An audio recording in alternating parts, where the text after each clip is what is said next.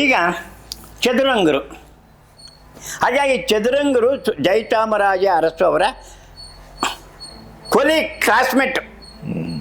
ಅಲ್ಲಿ ಬೆಳೆದವರು ಏನಾದ್ರೂ ಇವ್ರ ವೃತ್ತಿ ಏನು? ನಾನು ಅವ್ರನ್ನ ಕಾಣೋ ಹೊತ್ತಿಗೆ LIC ಏಜೆಂಟು. ಭಾಳ ಮುಖ್ಯವಾದ ಕೃತಿಗಳಲ್ಲಿ ವೈಶಾಖ ಕೇಂದ್ರ ಸಾಹಿತ್ಯ ಅಕಾಡೆಮಿಯ ಅವಾರ್ಡು ಕೂಡ ಅದಕ್ಕೆ ಬಂದಿದೆ. ಅದಾದಮೇಲೆ ಹೆಜ್ಜಾಲ ಬರೆದಿದ್ದಾರೆ, ನಾಟಕಗಳು ಬರೆದಿದ್ದಾರೆ, ಕಥೆಗಳು ಜಾಸ್ತಿ ಬರೆದಿದ್ದಾರೆ. ಆದರೆ ಯಾವುದ್ರ ಮೇಲೂ ಬದುಕಿಲ್ಲ. ಪ್ರಗತಿಶೀಲರಲ್ಲಿ ಆ ನಾಲ್ಕರಿಗೆ ಬಹಳ ಜೊತೆಯಲ್ಲಿ ಅಣ್ಣ ಅಂತ ಇದ್ದವರು ಚದುರಂಗರು ಒಬ್ಬರು.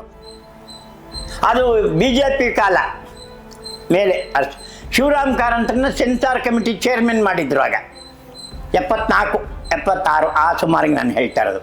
ಪಲ್ಲವಿ ಲಂಕೇಶ್ರದು ಪಲ್ಲವಿ ಸಿನಿಮಾ ಅಲ್ಲಿಗೆ ಬಂದಿತ್ತು ಸಿನಿಮಾ. ಅದಕ್ಕೇನಾದರೂ ರಾಷ್ಟ್ರ ಪ್ರಶಸ್ತಿ ಬಂದಿದ್ದರೆ ಅದು ಚದುರಂಗರಿಂದ.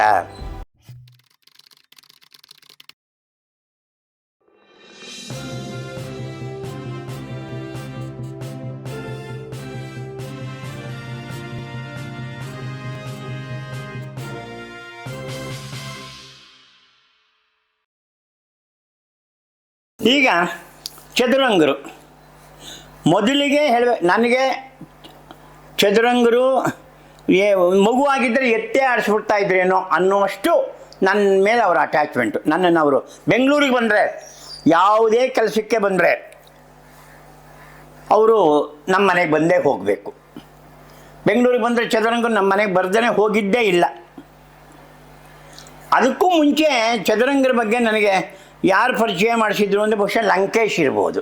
ಲಂಕೇಶ್ ಮನೆಗೆ ಇವರು ಬಂದಾಗ ಇವನು ಇಂಥ ಹುಡುಗ, ಆಗ ನಾನು ಚದುರಂಗರ ಬೆನ್ನತ್ತಿರ್ಬೋದು. ನಾನು ಆ ನೆನಪು ಅಸ್ಪಷ್ಟ.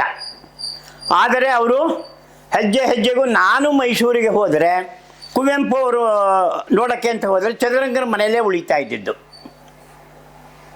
ಅವ್ರ ಅಣ್ಣ ಅವರು ಬಸವರಾಜೇ ಅರಸವರು ನಾಲ್ವಡಿ ಕೃಷ್ಣರಾಜೇಂದ್ರ ಕುಟುಂಬದ ಒಬ್ಬ ಹೆಣ್ಣು ಮಗಳನ್ನ ಮದುವೆ ಆಗಿದ್ದರು.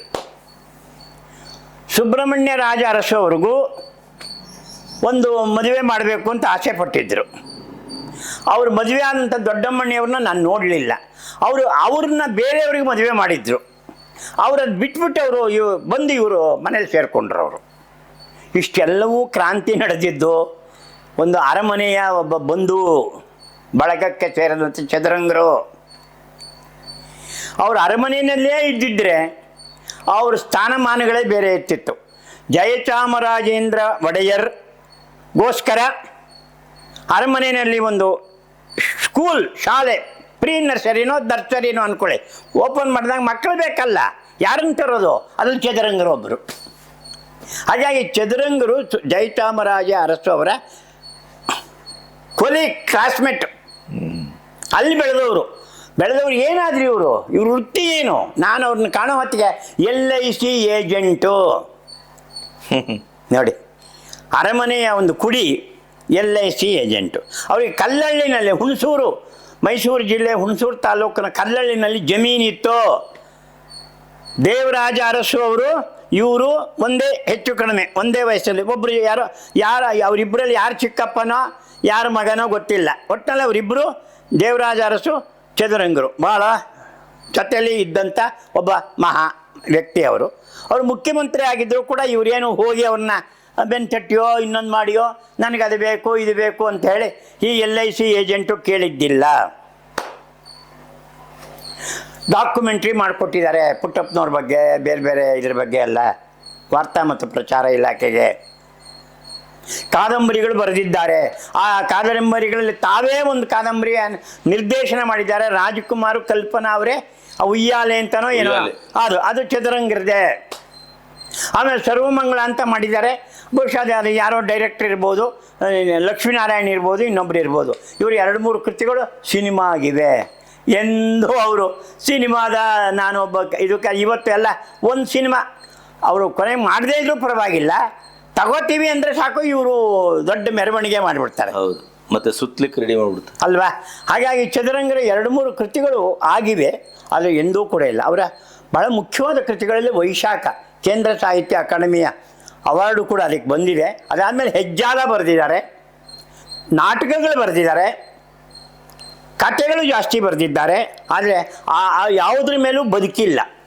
ಪ್ರಗತಿಶೀಲರಲ್ಲಿ ಆನಾಕರಿಗೆ ಬಹಳ ಜೊತೆಯಲ್ಲಿ ಅಣ್ಣ ಅಂತ ಇದ್ದವರು ಚದುರಂಗರು ಒಬ್ಬರು. ಒಂದು ಕೃತಿಗೆ ಆನಾಕರು ಮುನ್ನುಡಿ ಬರೆದಿದ್ದಾರೆ, ಅದು ಬೇರೆ ವಿಷಯ. ಆದರೆ ನಾನು ಗಮನಿಸಿದ್ದೇನು ಅಂದರೆ, ನಾನೀಗ ಅವ್ರ ಮನೆಗೆ ಹೋದೆ ಅಂತ ಇಟ್ಕೊಳ್ಳಿ. ಹೋಗ್ತಾ ಇದ್ದಾಗ ಮೊದಲು ಅದು ಬ್ಯಾಗಲ್ಲಿ ಇಡಪ್ಪ, ಅಲ್ಲಿ ಇವತ್ತು ನನಗೆ ಬೇಕಾದವನೊಬ್ಬ ಇಂಥ ಯಾರೋ ಗೌಡ, ಸೀನಪ್ಪ ಗೌಡನ ಮಂಜಪ್ಪ ಗೌಡನ ಯಾರೋ ಗೌಡ, ಅವ್ರ ಮನೆದು ಒಂದು ಮದುವೆ ಇದೆ, ಹೋಗ್ಬಿಟ್ಟು ಬರೋಣ. ಯಾರು ಅಂದರೆ ಅವ್ನು ಗಾರೆ ಕೆಲಸದವನು. ಅವರಿಗೆ ಗಾರೆ ಕೆಲಸದವ್ರು ಎಷ್ಟು ಮುಖ್ಯನೋ, ದೇಶ ವಿದೇಶಗಳಲ್ಲಿ ಪ್ರಖ್ಯಾತರಾದ ಎಸ್ ಎಲ್ ಭೈರಪ್ಪನವರು ಮನೆ ಕಟ್ಟುವಾಗ ಸಿಮೆಂಟುಗೆ ಏನು ಶಿಫಾರಸು ಮಾಡಿದವರು ಚದುರಂಗರು ನೋಡಿ. ಭೈರಪ್ಪನವ್ರು ಹೋಗಿ ನಾನು ಭೈರಪ್ಪ ಸಿಮೆಂಟ್ ಕೊಡಿ ಅಂತ ಕೇಳಿಲ್ಲ, ದುಡ್ಡು ಕೊಟ್ಟೆ ಎಲ್ಲರೂ ತಗೋತಾರೆ, ಅದು ಬೇರೆ. ಆದರೆ ಚದುರಂಗರ ಮಾತು ಹೇಗಿತ್ತು ಮೈಸೂರಿನಲ್ಲಿ ಅಂದರೆ, ಅರಮನೆಯಿಂದ ಹೊರಗೆ ಇದ್ದರೂ ಒಬ್ಬ ಸಾಂಸ್ಕೃತಿಕ ಲೋಕದ ರಾಜನ ಥರನೇ ಬೆಳೆದವರು. ಇದು ನನಗೆ ಮುಖ್ಯವಾದ. ಅವರು ಒಂದು ಸಲ ನನಗೆ ಪಂಚೆ ಕೊಟ್ಟರು ಉಟ್ಕೊಳ್ಳೋದಕ್ಕೆ.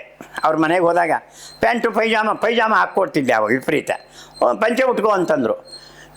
ಒಂದು 3-4 ಸಲ ಸುತ್ಕೋಬೇಕಾಗಿತ್ತು. ಅದು 12 ಮೊಳದ ಪಂಚೆ ಅಂತ ಕಾಣ್ತದೆ. ಚದುರಂಗ ಅಷ್ಟು ತಪ್ಪ ಇದ್ರು ಅನ್ನಕ್ಕೆ ನಿಮ್ಗೆ ಹೇಳ್ತಾ ಇರೋದು. ಅವ್ರು ಒಂದು ಮಡಿಕೆಗೆ ಕಂಚೆ ಪಟ್ಕೊಳ್ಳೋ. ನಾನು 3-4 ಸಲ ಸುತ್ತಿದ್ರು ಅದು ಪಂಚೆ ನನಗೆ ಇಲ್ಲ, ಇದು ದೊಡ್ಡ ಪಂಚೆ ಇದು ಅಂತ ಹೇಳಿ ಅಂಥ ದೊಡ್ಡ ಮನಸ್ಸಿನ ವ್ಯಕ್ತಿ ಆತ. ಆಮೇಲೆ ನಮ್ಮ ತಂದೆಯವ್ರಿಗೆ ಆರೋಗ್ಯ ಕೆಟ್ಟೋಯ್ತು ಅಂದಾಗ ವೀರಪ್ಪ ಮೊಯ್ಲಿಯವರು ಮುಖ್ಯಮಂತ್ರಿ ಆಗಿದ್ದರು.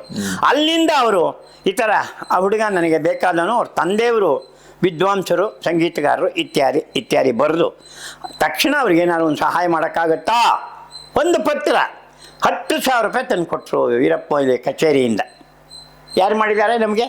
ನಾನು ಹೃದಯಾಘಾತದಿಂದ ಇದು ಮಾಡಿದಾಗ ನೀವು ಒಬ್ಬರು ಒಂದು ವಿಡಿಯೋ ಮಾಡಿ ಬಿಟ್ಬಿಟ್ರೆ ಯಾರೂ ಇಲ್ಲ, ಯಾವ ಸಾಹಿತಿನೂ ಯಾರಿಗೂ ಪತ್ರ ಬರೀಲಿಲ್ಲ, ಎಂಥದ್ದು ಇಲ್ಲ. ಚದುರಂಗರ ಮನಸ್ಸು ಅಷ್ಟು ದೊಡ್ಡದು.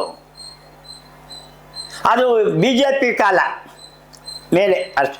ಶಿವರಾಮ್ ಕಾರಂತರನ್ನ ಸೆನ್ಸಾರ್ ಕಮಿಟಿ ಚೇರ್ಮನ್ ಮಾಡಿದ್ರು ಆಗ 74-76 ಆ ಸುಮಾರಿಗೆ ನಾನು ಹೇಳ್ತಾ ಇರೋದು. ಪಲ್ಲವಿ ಲಂಕೇಶ್ರದು ಪಲ್ಲವಿ ಸಿನಿಮಾ ಅಲ್ಲಿಗೆ ಬಂದಿತ್ತು ಸಿನಿಮಾ. ಅದಕ್ಕೇನಾದರೂ ರಾಷ್ಟ್ರ ಪ್ರಶಸ್ತಿ ಬಂದಿದ್ದರೆ ಅದು ಚದುರಂಗರಿಂದ. ಆ ಕಮಿಟಿಲಿದ್ದರು. ಕಾರಂತರಿಗೇನು ಆ ಸಿನಿಮಾ ಬಗ್ಗೆ, ಆ ಲಂಕೇಶ್ ಬಗ್ಗೆ ಒಲವು ಇರಲಿಲ್ಲ. ಆದರೆ ಚದುರಂಗ ಹೇಳಿದ್ರು, ನೀವು ಕನ್ನಡಕ್ಕೆ ದ್ರೋಹ ಮಾಡ್ದಂಗೆ ಆಗುತ್ತೆ, ನೀವು ಕನ್ನಡದ ದೊಡ್ಡ ಮೇರು ಸಾಹಿತಿ, ನೀವು ಮಾಡಬಹುದಾ ನೋಡಿ, ಯೋಚನೆ ಮಾಡಿ ಅನ್ನೋ ಹಾಗೆ. ಮಾಡಿ ಅಂತ ಅಲ್ಲ, ಯೋಚನೆ ಮಾಡಿ ಅನ್ನೋ ಹಾಗೆ ಅವರು ಹೇಳ್ಕೊಂಡಿದ್ರು ಚದುರಂಗರು. ಲಂಕೇಶು ಹೇಳಿದ್ದಾರೆ ಚದುರಂಗರು. ಅನಂತಮೂರ್ತಿಯ ಕೆಲಸ ಉಳಿಲಿಕ್ಕೆ ಅಥವಾ ಅವ್ರ ಮನೆಯಲ್ಲ ಅದು ಗಲಾಟೆಗೆ ಯಾರ ವಿಷಯ, ನಿಮ್ಮ ಮೈಸೂರಿನಕ್ಕೆ ಒಂದೊಂದು ಮನೆಗೆ ಹೋಗಿ ಅಲ್ಲೆಲ್ಲ ಚದುರಂಗರ ಹೆಸರು ಕೇಳಿಸುತ್ತೆ ನಿಮಗೆ. ಏನು ಬರೀ ಸಾಹಿತಿಗಳು ಅಥವಾ ಇವ್ರು ಯಾರು ಬಂದು ಮೆರವಣಿಗೆ ಮಾಡಿದ್ದಿಲ್ಲ, ಇವ್ರನ್ನ ಯಾರು ಏನೋ ಇದು ಮಾಡಿದ್ದಿಲ್ಲ. ಭೈರಪ್ಪ ಇರ್ಬೋದು, ಅನಂತಮೂರ್ತಿ ಇರ್ಬೋದು, ಲಂಕೇಶ್ ಇರ್ಬೋದು, ಯಾರೇ ಇರಲಿ, ಕುವೆಂಪು ಇನ್ಕ್ಲೂಡಿಂಗ್ ಕುವೆಂಪು ಕೂಡ. ಕುವೆಂಪುನೂ ಏನಾದ್ರು ಹೇಳಬೇಕು, ಮಾಡಬೇಕು, ಇದು ಮಾಡಬೇಕು ಅಂದರೆ ಚದುರಂಗರಿಗೆ ಹೇಳಿ ಕಳಿಸೋರು. ತುಂಬ ಹತ್ತಿರ ಚದುರಂಗರಿಗೂ. ಅವರು ಒಂಟಿಕೊಪ್ಪಲಿನಲ್ಲೇ ಇದ್ದಿದ್ದು, ಕುವೆಂಪು ಮನೆಗೂ. ಆದರೆ ಕುವೆಂಪು ಫಾಲೋಯರ್ ಅಲ್ಲ, ಅನಾಕರಿಗೆ ಇದ್ದ ಹಾಗೆ ಸಂಬಂಧ ಕುವೆಂಪು ಹತ್ರ ಇವರೇನು ಇಟ್ಕೊಂಡಿರಲಿಲ್ಲ. ಆದರೆ ಗೌರವ, ಅಪಾರವಾದ ಗೌರವ, ದೊಡ್ಡ ಮನುಷ್ಯ ಅನ್ನುವ ಗೌರವವನ್ನು ಅವರು ಕುವೆಂಪುಗೆ ತೋರಿಸ್ತಾ ಇದ್ದರು.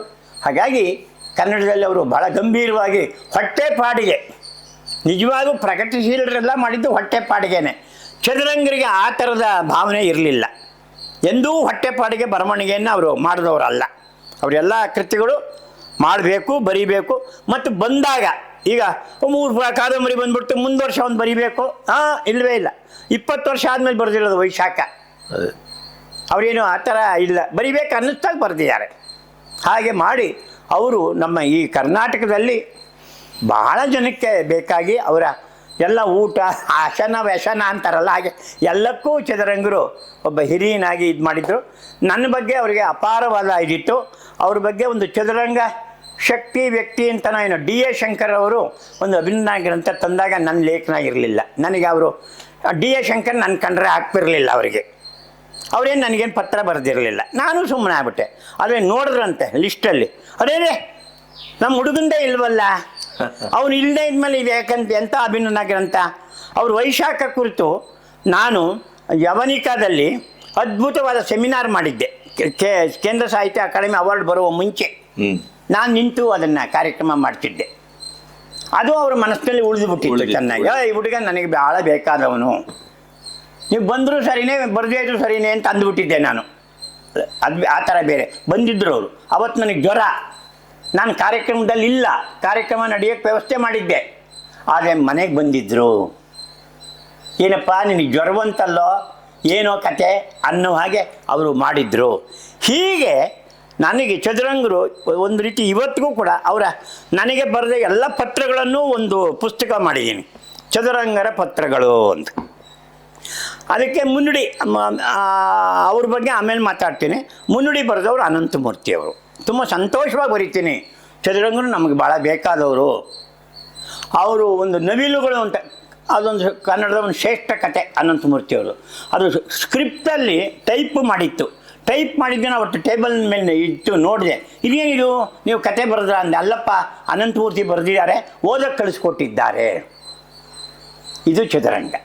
ಸೊ ಈ ಕಾರಣಕ್ಕಾಗಿ ಚದುರಂಗರು ಪ್ರಗತಿಶೀಲರೇ ಆದರೂ ಕೂಡ ಮಾನವತಾವಾದಿಯಾಗಿದ್ದರು. ಮನುಷ್ಯದ ಒಂದು ಇದನ್ನು ಅವರು ಬಯಸ್ತಾ ಇದ್ರು, ಏಳಿಗೆಯನ್ನು ಬಯಸ್ತಾ ಇದ್ದರು. ಅದರಲ್ಲಿ ಹಿರಿಯರು ಕಿರಿಯರು ಸಮಕಾಲೀನರು ಅನ್ನೋ ಯಾವ ಭೇದವೂ ಇಲ್ಲದೆ, ಯಾವ ವಾದ ವಿವಾದಗಳೂ ಇಲ್ಲದೆ, ಚಳುವಳಿಗಳಲ್ಲಿ ನಿಂತು ಕೂಗಿ ಹಾರಾಟ ಮಾಡ್ದೇ ಅವರು ಅದಕ್ಕೆ ಮೀರಿ ಅರಸು ಒಡ್ಡೋಲಗವನ್ನು ತಿರಸ್ಕರಿಸಿದಂಥ ಮಹಾನುಭಾವ, ಕೃಷಿಕರಾಗಿ ಎದ್ದು ನಿಂತಂಥ ಮಹಾನುಭಾವ, ಸ್ವತಃ ತಮ್ಮವರೇ ಆದಂಥವ್ರು ಮುಖ್ಯಮಂತ್ರಿ ಆದರೂ ಕೂಡ ಎಂದೂ ಕೂಡ ನನಗೆ ಅದು ಬೇಕು ಇದು ಬೇಕು ಪ್ರಶಸ್ತಿ ಬೇಕು ಡಾಕ್ಟ್ರೇಟ್ ಬೇಕು ಅಂತ ಕೇಳಿದಂಥ ಮಹಾನುಭಾವ ಆತ. ನನಗೆ ಇವತ್ತು ಚದುರಂಗರು ಒಂದು ಆದರ್ಶ ವ್ಯಕ್ತಿಯಾಗಿ ನನಗೆ ಕಾಣಿಸ್ತಾರೆ ಅಂತ ಹೇಳಕ್ತಿದ್ದೆ.